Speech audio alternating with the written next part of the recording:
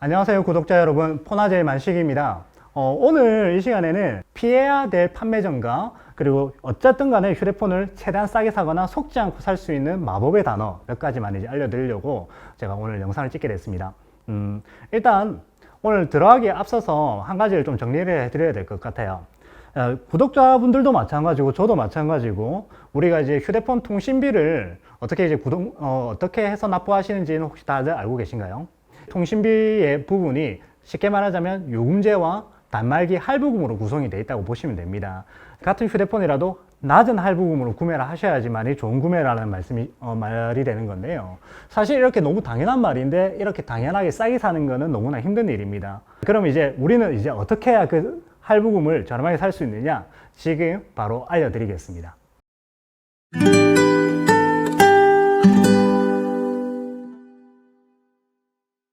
구독자 여러분은 이제 휴대폰을 사야겠다 생각이 들면은 보통 이제 어떻게 알아보시나요? 인터넷이나 혹은 뭐 오프라인 가게들 몇몇 알아보실 텐데, 일단 크게 두면은 우리 집에서 가까운 매장이냐 아니면 뭐 시내 같은 그런 번화한 매장을 갈 것이냐를 고민을 하실 거예요. 꽤나 이제 번쩍거리는 화려한 이제 뭐 간판들이 굉장히 번쩍거리거나 혹은 이제 뭐 무당집 많고 이제 덕지덕지 영원, 뭐 노트 영원, 갤럭시 영원, 아이폰 영원, 뭐 특판 이런 것들이 굉장히 많이 붙여져 있는 것을 보셨을 텐데요. 이제 그런 것들이 휴대폰 가게라고 하면 일반적으로 떠오르는 이미지가 아닐까 싶습니다.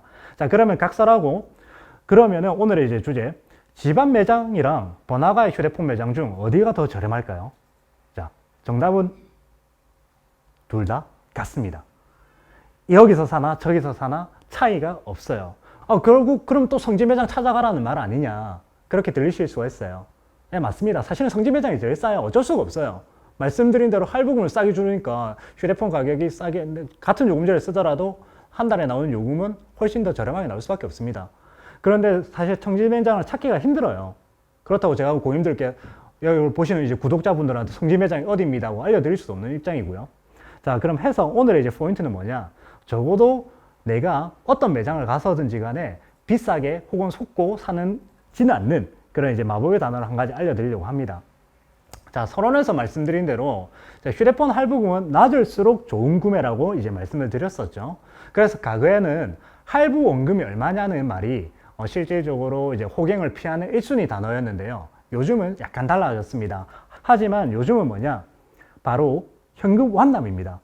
일단 문을 열고 들어가는 거예요. 그리고 내가 SK 기기 변경을 할 건데 89,000원짜리 요금제를 쓰고 공시지원금으로 개통을 하고 싶다. 현금으로 완납을 하고 싶은데 얼마냐고 물어보시는 겁니다. 혹시 S21의 출고가가 999,900원입니다. 그냥 100만 원 할게요. 그리고 현재 통신사에서 보조금이 대략적으로 45만 원 정도가 지원이 됩니다. 89,000원짜리 요금제를 기준으로 했을 때. 그럼 100만 원에서 45를 빼면 55만 원이 남겠죠. 그러면 자, 하나도 빼주지 않는 매장에서는 이 55만 원이 현금 완납가가 될 겁니다. 근데 이제 현금 완납이랑 할부금이 뭐가 다른 거예요? 궁금하신 분들이 있으실 거예요.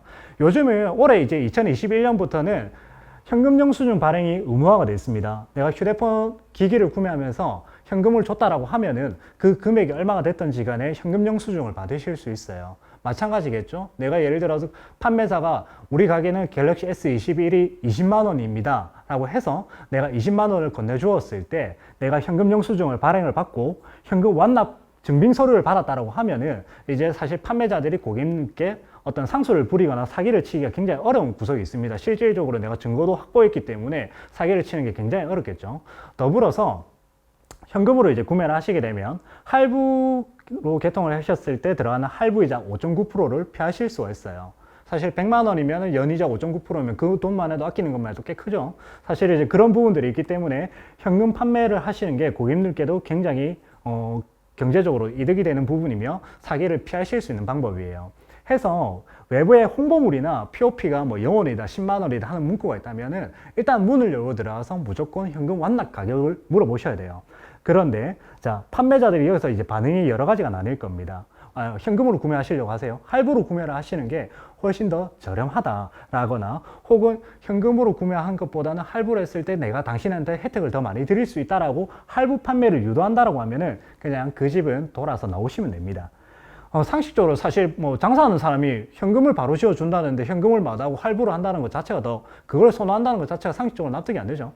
특히나 어떤 몇몇 매장들은 우리는 할부로만 판매를 합니다. 현금 판매하지 않아요. 하면서 신경질적인 반응을 보이는 매장들도 있습니다.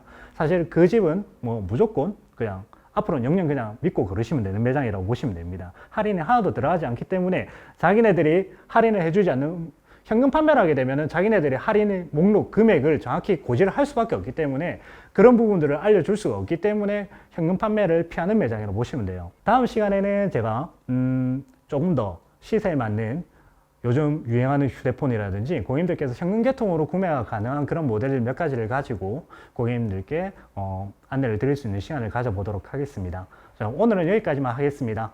다음 이 시간에 또 만나 뵐 수 있도록 기대하겠습니다. 좋아요와 구독, 댓글 꼭 부탁드리겠습니다. 감사합니다.